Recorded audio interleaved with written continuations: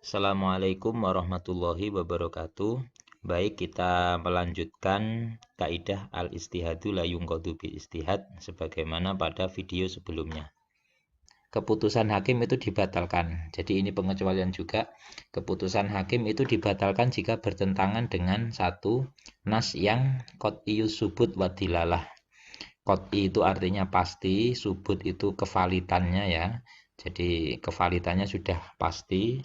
Contohnya Al-Quran itu pasti soheh semua. Kalau hadis ya contohnya hadis soheh, bukan hadis yang doif atau hadis yang maudhu. Jadi itu namanya qat'iyus subut. Jadi valid dalam data, akurat. Kemudian wadilalah itu petunjuknya, maksudnya pemahamannya juga sudah jelas pasti. Ketika hakim memutuskan bertentangan dengan ini bisa dibatalkan keputusan hakim. Contohnya seperti mengabsahkan basuhan tangan tidak sampai siku-siku saat wudhu. Lah ini padahal dalam ayat Al-Qur'annya sudah jelas. Idza kuntum ila sholati faghsilu wujuhakum wa aydiyakum ilal marafiq. Jadi ada bahasa wa aydiyakum ilal marafiq. Jadi membasuh tangan sampai marafiq. Marafiq itu siku. Nah itu kalau ayatnya sudah jelas kok tiba-tiba ada hakim menyatakan basuhan tangan nggak perlu sampai siku. Nah itu dia melanggar nas yang qat'iyus subut wa tilalah. Nah itu istihadnya hakim dibatalkan. Kemudian yang kedua adalah ijma'. Jadi kalau bertentangan dengan ijma juga keputusan hakim dibatalkan. Contohnya seperti tidak mewajibkan sholat ataupun zakat. Jadi begini ya, sholat itu kan wajibnya statusnya berdasarkan ijma ulama. Ijma'nya melihat pada ayat aqimu sholah. Aqimu itu kata perintah itu menunjukkan wajib.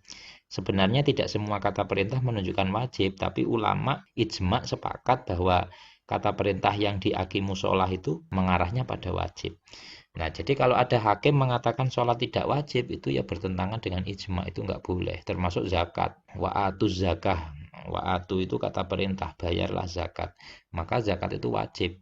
Atau mencegah hak waris kakek karena ada saudara mayit. Lah ini. Jadi dulu para sahabat semuanya sepakat. Kalau ada kakek dan saudara mayit, itu dua-duanya dapat. Bukan malah yang kakeknya dikalahkan karena dianggap sudah tua, yang butuh uang banyak saudara, maka yang dikasih saudara itu enggak. Jadi kakek dan saudara semuanya dapat. Makanya di bab warisan itu ada istilah bab al-jad wal ikhwah, itu memang mengkhususkan kakek dan saudara mayit itu semuanya dapat. Lah ini ijma ulama. Kalau ada keputusan hakim menyatakan kakek enggak dapat, lah ini bertentangan dengan ijma.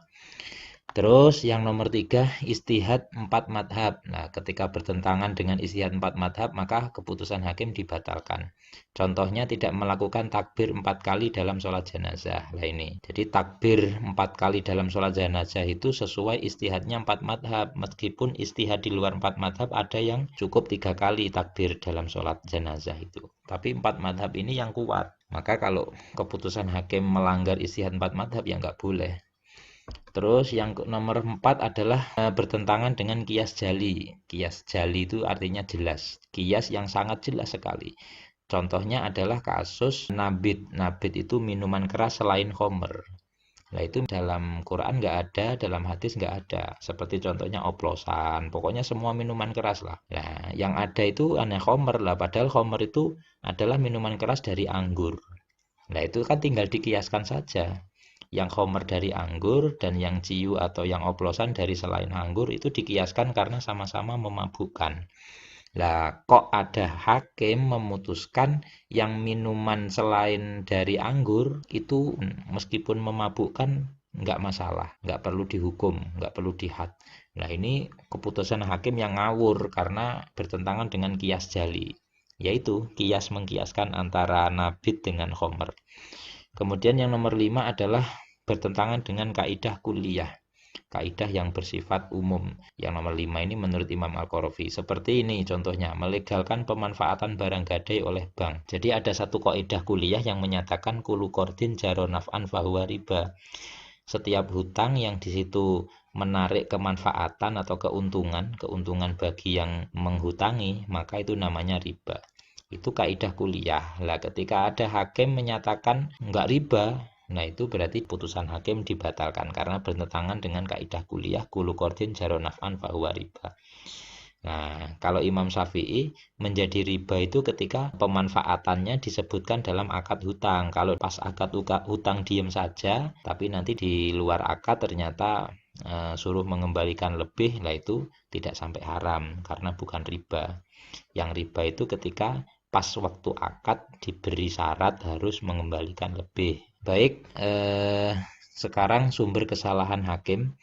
Jadi sumber kesalahan hakim dalam memutuskan perkara itu ada kalanya satu, kesalahan dalam hukum yang diputuskan. Contohnya seperti tidak sesuai dengan nas, ijma, qiyas, 4 madhab, dan kaidah kuliah sebagaimana di atas.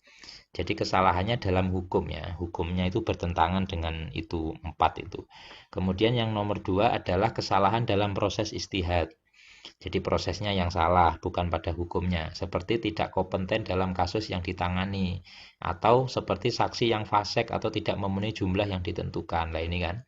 Karena dalam proses ijtihad itu, saksi itu harus sesuai yang ditentukan. Umpama kasusnya memabukkan, ya saksinya harus 2. Kalau kasusnya perzinaan, saksinya ya harus 4. Nah ini kalau dalam proses ijtihad tidak memenuhi aturan seperti itu, ya status hukumnya tidak benar. Jadi hakim salah. Atau saksinya fasik, seharusnya saksi itu harus orang adil, ternyata saksinya malah orang fasik. Ini tidak memenuhi proses ijtihad dalam persidangan.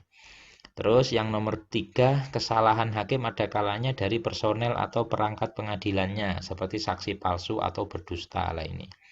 Jadi perangkat pengadilan itu ya isinya ya hakimnya, saksi, terus terdakwa, terus yang menuduh siapa, itu semuanya perangkat pengadilan. Kalau itu semuanya berdusta atau palsu, lah ini kesalahan dalam sisi personel atau orang-orangnya. Terus keputusan hakim yang didasari 3 hal di atas harus dibatalkan dan tidak termasuk dalam kaidah al-istihadu la yungqadu bil istihad. Baik, demikian penjelasan kita tentang kaidah al-istihadu la yungqadu bil istihad. Semoga bermanfaat. Dari saya cukup sekian. Assalamualaikum warahmatullahi wabarakatuh.